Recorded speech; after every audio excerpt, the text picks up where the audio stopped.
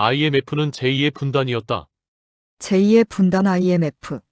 총으로 나뉜 나라에서 자본으로 나뉜 나라로. 여러분, 저는 정답을 말하려는 사람이 아닙니다. 제가 살아오며 겪은 선택의 이유를 설명하려는 사람입니다.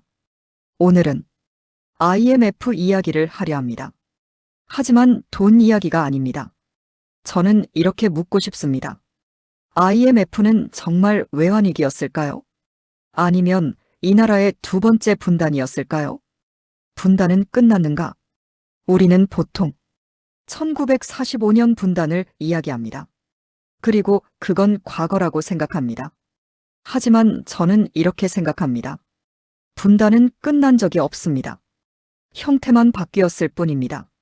1945년은 총과 군대, 이념으로 나라가 갈라졌습니다. 그렇다면 1997년 IMF는 무엇이었을까요? 저는 말합니다. 총 대신 자본으로, 영토 대신 주권으로 나라가 다시 갈라진 사건이었습니다. 제1의 분단 선택권 없는 독립. 1945년 조선반도는 우리 손으로 갈라진 게 아니었습니다. 미국과 소련의 결정이었고 우리는 선택할 수 없었습니다. 그래서 대한민국은 독립국가였지만 완전한 주체국가는 아니었습니다. 군사주권은 제한되었고 외교는 관리되었고 국가는 처음부터 설계자가 아니었습니다. 이게 제1의 분단이 남긴 구조입니다. 자립하지 않으면 사라진다. 여기서 박정의 이야기를 하지 않을 수 없습니다. 저는 유신에 반대했던 사람입니다. 그 판단은 지금도 옳다고 생각합니다. 하지만 동시에 그가 던진 질문 하나는 외면할 수 없습니다. 이 나라는 스스로 먹고 만들고 지킬 수 있는가? 그래서 그는 식량 자립, 산업 자립, 국방 자립을 밀어붙였습니다. 방법은 폭력적이었고 민주주의는 파괴되었습니다. 하지만 이것은 동시에 제1의 분단을 경제적으로 넘으려는 시도이기도 했습니다. 박정희의 죽음과 국가의 방향 상실. 1979년 박정희가 죽습니다. 이건 단순한 정권 교체가 아니었습니다. 국가 전략이 함께 무너진 사건이었습니다. 이후 등장한 전두환 정권은 정통성이 없었습니다. 그래서 선택합니다. 국민이 아니라 외부의 승인을 택합니다. 특히 미국의 요구를 정권 생존의 조건으로 받아들입니다. 이때부터 국가는 방향을 정하는 주체가 아니라 요구를 이행하는 행정체로 바뀌기 시작합니다. IMF 총 없는 분단. 1997년 IMF. 전쟁은 없었습니다. 점령군도 없었습니다. 하지만 결과는 분명했습니다.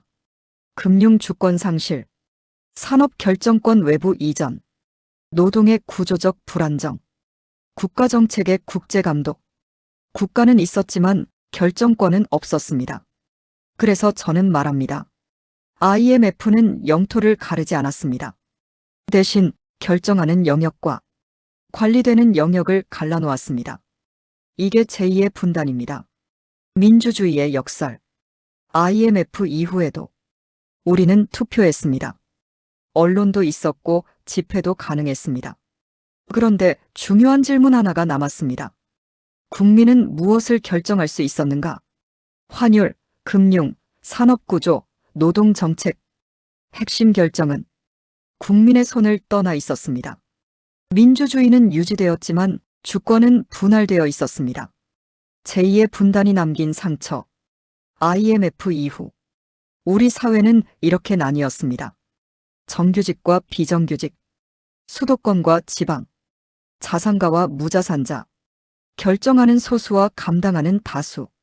이건 이념 분단이 아닙니다. 구조의 분단입니다. 결론 다음 과제. IMF는 끝났다고 말합니다. 하지만 IMF 체제는 끝나지 않았습니다. 어쩔 수 없다. 시장 논리다. 국제 기준이다. 이 말이 반복되는 한 IMF는 현재입니다. 그래서 저는 이렇게 묻고 싶습니다.